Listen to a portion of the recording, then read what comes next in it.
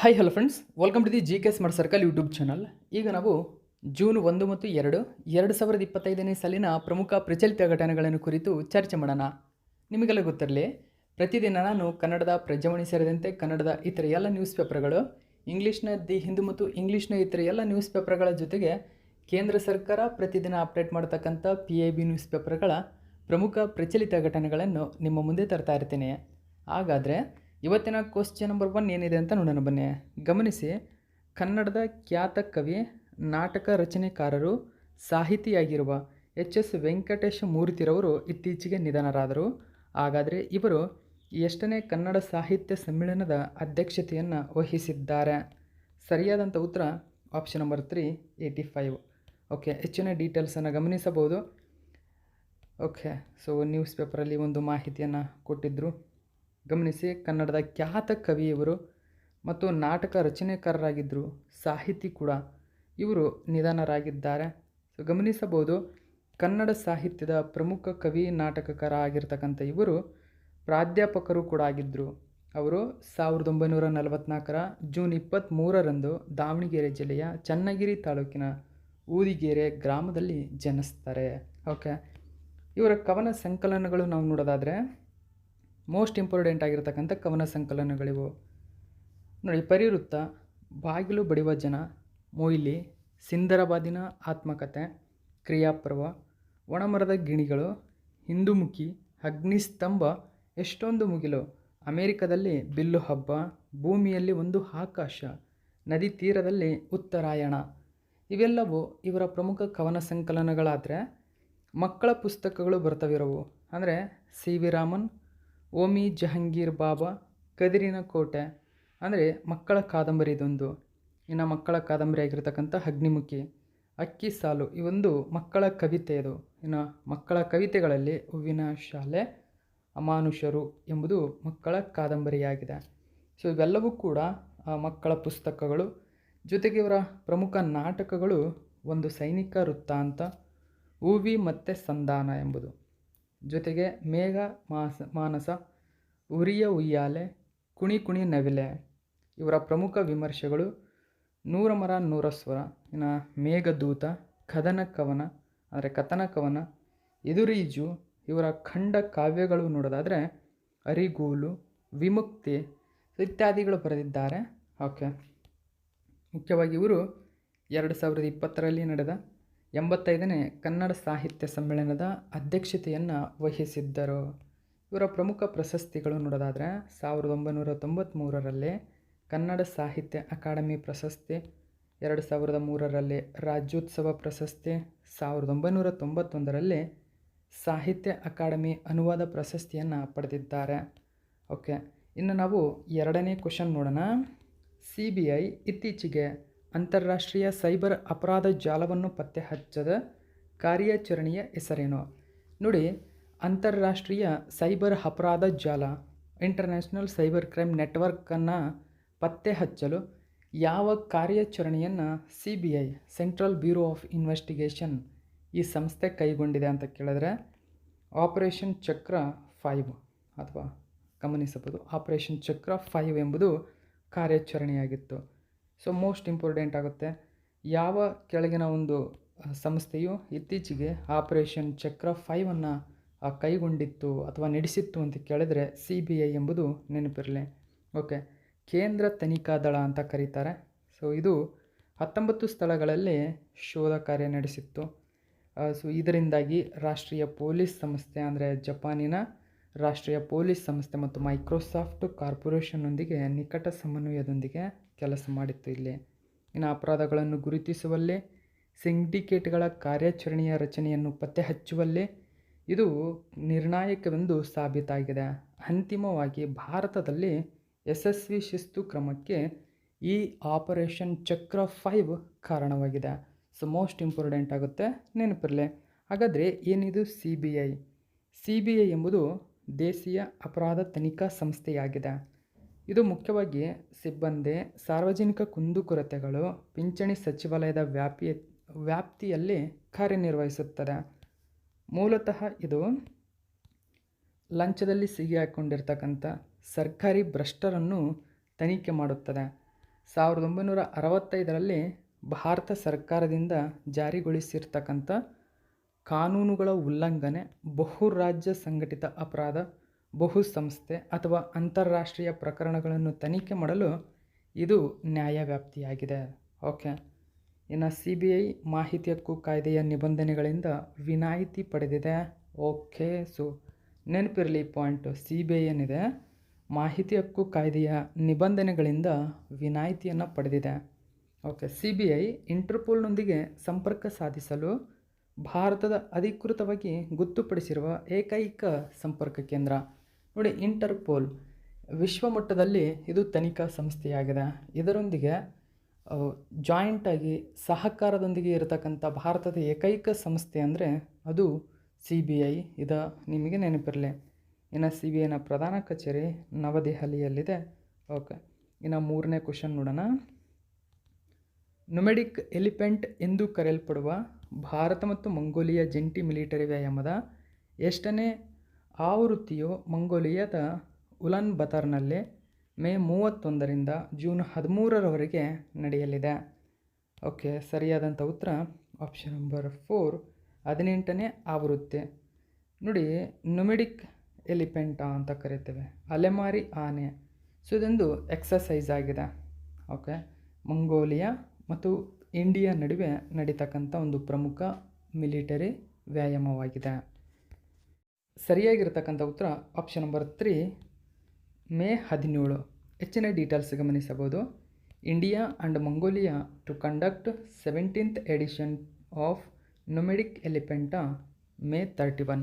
ನೋಡಿ, ನುಮೆಡಿಕ್ ಎಲಿಫೆಂಟ ಅಥವಾ ಇದನ್ನು ಕನ್ನಡದಲ್ಲಿ ಅಲೆಮಾರಿ ಆನೆ ಅಂತ ಕರೀತಾರೆ. ಸೊ ಇದರ 17ನೇ ಆವೃತ್ತಿ ಮಂಗೋಲಿಯಾದ ಉಲಾನ್ ಬತಾರ್ನಲ್ಲಿ ಆರಂಭಗೊಂಡಿದೆ. ಓಕೆ, ಸೊ ಯಾವ್ಯಾವು ನೋಡಿ, ನುಮ್ಯಾಡಿಕ್ ಎಲಿಫೆಂಟ ಅಂತ ಕರೀತಾರೆ. ಭಾರತ ಮತ್ತು ಮಂಗೋಲಿಯಾ ನಡುವೆ ನಡೀತಕ್ಕಂಥ ಒಂದು ಜಂಟಿ ಮಿಲಿಟರಿ ವ್ಯಾಯಾಮ. ಓಕೆ, ಇದು 17ನೇ ಆವೃತ್ತಿಯದ್ದಾಗಿದೆ. ಮೇ 31ರಿಂದ ಜೂನ್ 13ರವರೆಗೆ ನಡೆಯಲಿದೆ. ಭಾರತ ಮತ್ತು ಮಂಗೋಲಿಯಾದ ನಡುವೆ ಪರ್ಯಾಯವಾಗಿ ನಡೆಯುವ ವಾರ್ಷಿಕ ಕಾರ್ಯಕ್ರಮ ಇದು.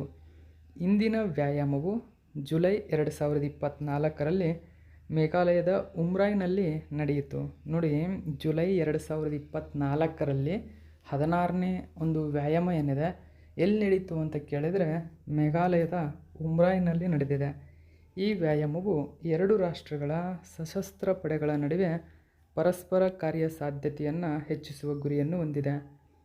ಇದು ವಿಶ್ವಸಂಸ್ಥೆಯ ಆದೇಶದಡಿಯಲ್ಲಿ ಭಯೋತ್ಪಾದನೆ ನಿಗ್ರಹ ಮತ್ತು ದಂಗೆ ನಿಗ್ರಹ ಕಾರ್ಯಾಚರಣೆಗಳಿಗೆ ಜಂಟಿ ತರಬೇತಿ ಮೇಲೆ ಕೇಂದ್ರೀಕರಿಸುತ್ತದೆ. ಓಕೆ, 2004ರಲ್ಲಿ ಆರಂಭವಾಗಿದೆ. ಮೊದಲು ಮಂಗೋಲಿಯಾದಲ್ಲಿ ನಡೆದಿತ್ತು. 4ನೇ ಕ್ವಶನ್ ನೋಡಿ, DOP ಅಂದರೆ ಅಂಚೆ ಇಲಾಖೆ, ಡಿಪಾರ್ಟ್ಮೆಂಟ್ ಆಫ್ ಪೋಸ್ಟ್. ಇದು ರಾಷ್ಟ್ರೀಯ ಮಟ್ಟದ ಡಿಜಿಟಲ್ ವಿಳಾಸ, ಡಿಜಿಟಲ್ ಸಾರ್ವಜನಿಕ ಮೂಲಸೌಕರ್ಯ ಅಂದರೆ DPI. ಇದು ಧ್ರುವ ಎಂಬ ನೋಡಿ, ಈ ಧ್ರುವಗಾಗಿ ಚೌಕಟ್ಟನ್ನು ವಿವರಿಸುವ ಸಮಗ್ರ ನೀತಿ ದಾಖಲೆಯನ್ನು ಬಿಡುಗಡೆ ಮಾಡಿದೆ. ಹಾಗಾದರೆ ಈ ಧ್ರುವ ಎಂಬುದರ ವಿಶ್ರುತ ರೂಪ ಅಥವಾ ಫುಲ್ ಫಾರ್ಮ್ ಏನು ಅಂತ ಕೇಳಿದರೆ ಆಪ್ಷನ್ ನಂಬರ್ 2 ಸರಿಯಾಗಿದೆ. ಅಂದರೆ digital hub for reference and unique virtual address ಎಂಬುದು ಧ್ರುವದ ವಿಸ್ತೃತ ರೂಪವಾಗಿದೆ. ಹೆಚ್ಚಿನ ಡೀಟೇಲ್ಸ್ ತಿಳ್ಕೊಳ್ಳೋಣ. ಗಮನಿಸಬಹುದು, postal department releases policy document on Dhruva. ನೋಡಿ, ಪಾಲಿಸಿ ಡಾಕ್ಯುಮೆಂಟ್ ಆಗಿದೆ ಇದೊಂದು. ಓಕೆ, ಪಾಲಿಸಿ ಡಾಕ್ಯುಮೆಂಟ್ ಆಗಿದೆ. ಸೊ ಅದರ ವಿಸ್ತೃತ ರೂಪವನ್ನು ಕೂಡ ಗಮನಿಸಬಹುದು. ಸೊ ಫುಲ್ ಫಾರ್ಮ್ ಕೇಳ್ತಾರೆ, ನೆನಪಿರಲಿ, ಅಂಚೆ ಇಲಾಖೆ. ಸೊ ಈ ಧ್ರುವಗಾಗಿ ಚೌಕಟ್ಟನ್ನು ವಿವರಿಸುವ ಸಮಗ್ರ ನೀತಿ ದಾಖಲೆಯನ್ನು ಬಿಡುಗಡೆ ಮಾಡಿದೆ. ನೋಡಿ, ಇದೊಂದು ಸಮಗ್ರ ನೀತಿ ದಾಖಲೆಯಾಗಿದೆ. ಹಾಗಾದರೆ ಧ್ರುವದ ಬಗ್ಗೆ ನಾವು ತಿಳ್ಕೊಳ್ಳೋದಾದರೆ, ಧ್ರುವ ಎಂಬುದು ಭಾರತದ ಪ್ರತಿಯೊಂದು ಮನೆಗೆ ವಿಶಿಷ್ಟವಾದ ಡಿಜಿಟಲ್ ವಿಳಾಸವನ್ನು ಒದಗಿಸಲು ಡಿಪಾರ್ಟ್ಮೆಂಟ್ ಆಫ್ ಪೋಸ್ಟ್ ಅಭಿವೃದ್ಧಿಪಡಿಸುತ್ತಿರುವ ಒಂದು DPI ಆಗಿದೆ. ಇದು ಸುರಕ್ಷಿತ ಡಿಜಿಟಲ್ ಪರಿಸರವನ್ನು ಸೃಷ್ಟಿಸುತ್ತದೆ. ಅದರ ಮೂಲಕ ಬಳಕೆದಾರರು ಜಿಯೋ ಕೋಡೆಡ್ ಚೌಕಟ್ಟನ್ನು ಬಳಸಿಕೊಳ್ಳುವ ಮೂಲಕ ನಿಖರವಾದ ವಿಳಾಸ ಮಾಹಿತಿಯನ್ನು ಹಂಚಿಕೊಳ್ಳಬಹುದಾಗಿದೆ.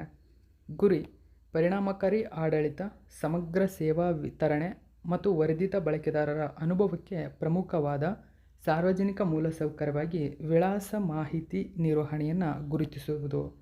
ನೆಕ್ಸ್ಟ್ 5ನೇ ಕ್ವಶನ್ ನೋಡಿ, ಪ್ರತಿ ವರ್ಷ ಮೇ 31ರಂದು ವಿಶ್ವ ತಂಬಾಕು ದಿನವನ್ನಾಗಿ ಆಚರಣೆ ಮಾಡಲಾಗುತ್ತದೆ. ಹಾಗಾದರೆ ವಿಶ್ವ ತಂಬಾಕು ದಿನದ 2025ರ ಥೀಮ್ ಏನು? ಸರಿಯಾದಂಥ ಉತ್ತರ ಆಪ್ಷನ್ ನಂಬರ್ 4 ಸರಿಯಾಗಿದೆ. ಗಮನಿಸಬಹುದು, bright products unmasking the appeal ಎಂಬುದು ಈ ವರ್ಷದ ಥೀಮ್. ಸೊ ನೋಡಿ, ವರ್ಲ್ಡ್ ನೋ ಟೊಬ್ಯಾಕೋ ಡೇ 2025 ಈ ಒಂದು ಮಾಹಿತಿ ನ್ಯೂಸ್ ಪೇಪರಲ್ಲಿ ಕೊಟ್ಟಿದ್ದಾರೆ. ಮೇ 31ರಂದು ನಾವು ವಿಶ್ವ ತಂಬಾಕು ರಹಿತ ದಿನವನ್ನಾಗಿ ಆಚರಣೆ ಮಾಡ್ತೀವಿ. WHO ಇದನ್ನು ಪ್ರತಿ ವರ್ಷ ವಿಶ್ವದಾದ್ಯಂತ ಆಚರಣೆ ಮಾಡುತ್ತದೆ. ಇದು ನಿಮಗೆ ನೆನಪಿರಬೇಕು. ಹಾಗಾದರೆ ತಂಬಾಕು ದಿನದ ಥೀಮ್ ನೋಡಿ, ಅನ್ಮಾಸ್ಕಿಂಗ್ ದ ಅಫೀಲ್ ಎಂಬುದು ಈ ವರ್ಷದ ಥೀಮ್ ಆಗಿದೆ. ವಿಶ್ವ ತಂಬಾಕು ರಹಿತ ದಿನವನ್ನು ಮೊದಲು 1987ರಲ್ಲಿ WHO ಸದಸ್ಯ ರಾಷ್ಟ್ರಗಳು ಕಲ್ಪಿಸಿಕೊಂಡವು. ಇದನ್ನು ಏಪ್ರಿಲ್ 7, 1988ರಂದು ವಿಶ್ವ ಧೂಮಪಾನ ರಹಿತ ದಿನ. ಸೊ ಇದನ್ನು ಅಂದರೆ ಆಚರಿಸಲಾಗುತ್ತದೆ ಏಪ್ರಿಲ್ 7ರಂದು 1988ರಲ್ಲಿ. ನಂತರ ಮೇ 31ನ್ನು ವಿಶ್ವ ತಂಬಾಕು ರಹಿತ ದಿನವೆಂದು ಆಚರಣೆ ಮಾಡಲು ನಿರ್ಧಾರ ಕೈಗೊಳ್ಳಲಾಯಿತು. ಓಕೆ, ತಂಬಾಕು ಎಂಬುದು ನಿಕೋಟಿಯಾನ ಎಂಬ ಸಸ್ಯದ ಎಲೆಗಳಿಂದ ಇದು ಆವೃತವಾಗಿದೆ. ಇದು ನಿಕೋಟಿನ್ ಅನ್ನು ಹೊಂದಿರುತ್ತದೆ. ಇದು ಹೆಚ್ಚು ವ್ಯಸನಕಾರಿಯ ವಸ್ತುವಾಗಿದೆ. ನೆಕ್ಸ್ಟ್ 6ನೇ ಕ್ವಶನ್ ನೋಡೋಣ.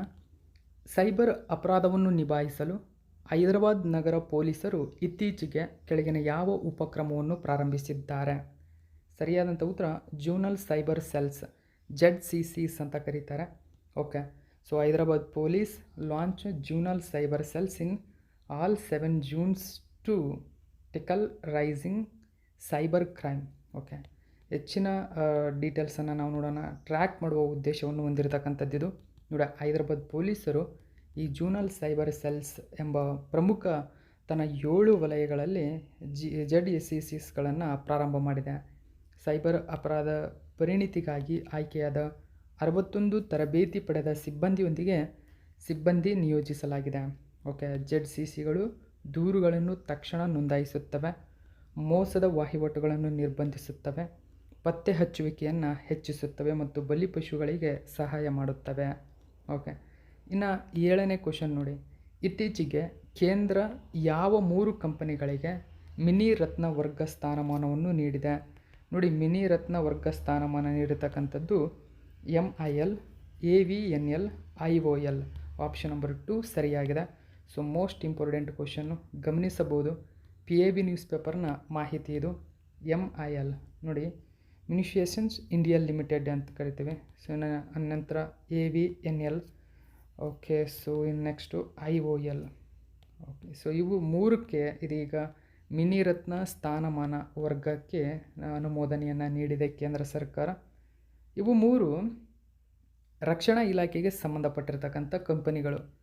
3 ವರ್ಷಗಳ ಅಲ್ಪಾವಧಿಯಲ್ಲಿಯೇ ಸರ್ಕಾರಿ ಸಂಸ್ಥೆಯಿಂದ ಲಾಭ ಗಳಿಸುವ ಕಾರ್ಪೊರೇಟ್ ಘಟಕವಾಗಿ ರೂಪಾಂತರಗೊಂಡಿದ್ದಕ್ಕಾಗಿ ಈ DPSUಗಳನ್ನು ಅಭಿನಂದಿಸುತ್ತಾ MIL, AVNL ಮತ್ತು IOLನ ಆಡಳಿತ ಮಂಡಳಿಯು ಕಂಪನಿಯ ವಹಿವಾಟು ಹೆಚ್ಚಿಸಲು, ದೇಸೀಕರಣವನ್ನು ಗರಿಷ್ಠಗೊಳಿಸಲು, ಮಿನಿರತ್ನ ಸ್ಥಾನಮಾನವನ್ನು ನೀಡಲು, ಇತರ ಒಂದು ಕ್ಷಮತೆಯ ನಿಯತಾಂಕಗಳನ್ನು ಪೂರೈಸಲು ತೆಗೆದುಕೊಂಡಂತಹ ಉಪಕ್ರಮಗಳ ಬಗ್ಗೆ ರಕ್ಷಣಾ ಸಚಿವರು ಇಲ್ಲಿ ತೃಪ್ತಿ ವ್ಯಕ್ತಪಡಿಸಿದ್ದಾರೆ. ನೆಕ್ಸ್ಟ್ 8ನೇ ಕ್ವಶನ್ ನೋಡಿ. ಟ್ರಾಲ್ ವನ್ಯಜೀವಿ ಅಭಯಾರಣ್ಯವು ಯಾವ ರಾಜ್ಯ ಅಥವಾ ಕೇಂದ್ರಾಡಳಿತ ಪ್ರದೇಶದಲ್ಲಿ ಕಂಡುಬರುತ್ತದೆ? ಸರಿಯಾದಂಥ ಉತ್ತರ ಜಮ್ಮು ಮತ್ತು ಕಾಶ್ಮೀರ. ಆಪ್ಷನ್ ನಂಬರ್ 1 ಸರಿಯಾಗಿದೆ. ಡೀಟೇಲ್ಸ್ ನೋಡೋಣ. ನೋಡಿ, ಕೇಂದ್ರ ಸರ್ಕಾರವು ಇತ್ತೀಚೆಗೆ ಜಮ್ಮು ಮತ್ತು ಕಾಶ್ಮೀರದ ಟ್ರಾಲ್ ವನ್ಯಜೀವಿ ಅಭಯಾರಣ್ಯದ ಸುತ್ತಲೂ ಪರಿಸರ ಸೂಕ್ಷ್ಮ ವಲಯ ESZ ಎಂದು ಘೋಷಿಸಿತು.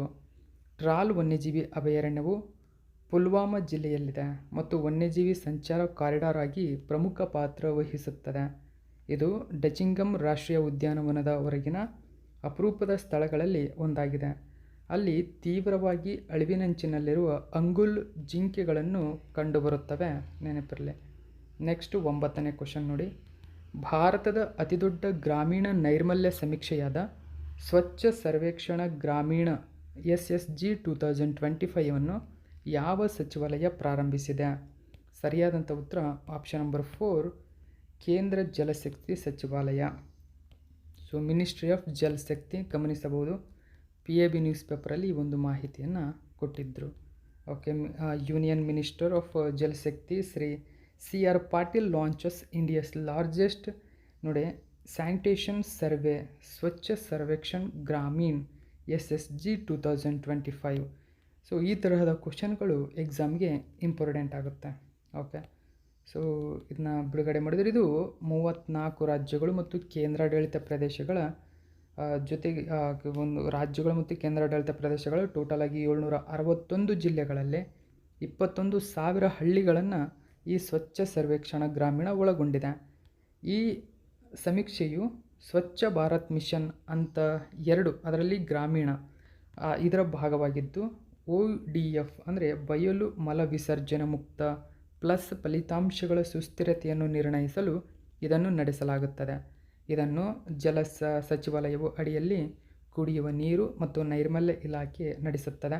ಸೊ ಈ ಕ್ವಶನ್ನು ಮತ್ತು ಇಲ್ಲಿನ ವಿವರಣೆ ತುಂಬಾ ಇಂಪಾರ್ಟೆಂಟ್ ಆಗುತ್ತೆ, ನೆನಪಿರಲಿ. ನೆಕ್ಸ್ಟ್ 10ನೇ ಕ್ವಶನ್ ನೋಡಿ. ವಿಶ್ವ ಧೂಲ್ ದಿನವನ್ನು ಮೇ 28ರಂದು ಆಚರಿಸಲಾಗುತ್ತದೆ. ಹಾಗಾದರೆ ಧೂಲ್ಗೆ ಸಂಬಂಧಪಟ್ಟಂತೆ ಇನ್ನೊಂದು ಹೆಸರೇನು? ಧೂಲ್ ಒಂದು ಏಷ್ಯಾಟಿಕ್ ಕಾಡು ನಾಯಿ. ನೋಡಿ, ಏಷ್ಯಾಟಿಕ್ ಕಾಡು ನಾಯಿ. ಸೊ ನೋಡಿ, world dhole day. Okay, so world dhole ಇದೊಂದು ಏಷ್ಯಾಟಿಕ್ ಕಾಡು ನಾಯಿ ಆಗಿದೆ. ಸೊ ಎಂಡೇಂಜರ್ಡ್ ವೈಲ್ಡ್ ಡಾಗ್ ಆಗಿದೆ, ಅಂದರೆ ಅಳಿವಿನಂಚಿನಲ್ಲಿರ್ತಕ್ಕಂಥ ಒಂದು ಡಾಗ್ ಜಾತಿ. ಸೊ ಗಮನಿಸಬಹುದು, ಇಲ್ಲಿದೆ ಚಿಕ್ಕದಾಗಿ ಕಾಣಿಸುತ್ತೆ. ಓಕೆ, ಅಳಿವಿನಂಚಿನಲ್ಲಿರುವ ಧೂಲ್ಗಳ ಬಗ್ಗೆ ಜಾಗೃತಿ ಮೂಡಿಸಲು ಮೇ 28ರಂದು ವಿಶ್ವ ಧೂಲ್ ದಿನವನ್ನು ಆಚರಿಸುತ್ತದೆ. ಏಷ್ಯಾಟಿಕ್ ಕಾಡು ನಾಯಿ ಎಂದು ಕರೆಯಲ್ಪಡುವ ಧೂಲ್ಗಳು ಕ್ಯಾವನ್ ಅಲ್ಫಿನಸ್ ಎಂದು ವೈಜ್ಞಾನಿಕ ಹೆಸರು ಸೈಂಟಿಫಿಕ್ ನೇಮನ್ನು ಹೊಂದಿವೆ. ಅವು ಆಗ್ನೇಯ ಏಷ್ಯಾಕ್ಕೆ ಸ್ಥಳೀಯವಾಗಿರುವ ಕಾಡು ಕ್ಯಾನಿಡ್ಗಳಾಗಿವೆ ಮತ್ತು ಬೇಟೆಯಲ್ಲಿ ಅವುಗಳ ಬಲವಾದ ಸಾಮಾಜಿಕ ನಡವಳಿಕೆ ಮತ್ತು ತಂಡದ ಕೆಲಸಕ್ಕಾಗಿ ಹೆಸರುವಾಸಿ. ಅಳಿವಿನಂಚಿನಲ್ಲಿರುವ ಪ್ರಭೇದಗಳಲ್ಲಿನ ಅಂತಾರಾಷ್ಟ್ರೀಯ ವ್ಯಾಪಾರದ ಸಮಾವೇಶದ ಸಿಟೀಸ್ನ ಅನುಬಂಧ 2ರಲ್ಲಿ ಧೂಲ್ಗಳನ್ನು ಪಟ್ಟಿ ಮಾಡಲಾಗಿದೆ. ಜಾಗತಿಕ ಜಾತಿಗಳ ಸಂರಕ್ಷಣಾ ಸ್ಥಿತಿಯನ್ನು ಪತ್ತೆಹಚ್ಚುವ IUCN ಕೆಂಪು ಪಟ್ಟಿಯಲ್ಲಿ ಅವುಗಳನ್ನು ಅಳಿವಿನಂಚಿನಲ್ಲಿರುವಂತೆ ವರ್ಗೀಕರಿಸಲಾಗಿದೆ. ಸೊ ಇದು ಇವತ್ತಿನ ಪ್ರಮುಖ ಪ್ರಚಲಿತ ಘಟನೆ. ಇದೇ ತರಹದ ಮಾಹಿತಿಯೊಂದಿಗೆ ಮತ್ತೆ ನಿಮ್ಮನ್ನು ಭೇಟಿ ಆಗ್ತೀನಿ. Thank you so much for watching my video friends.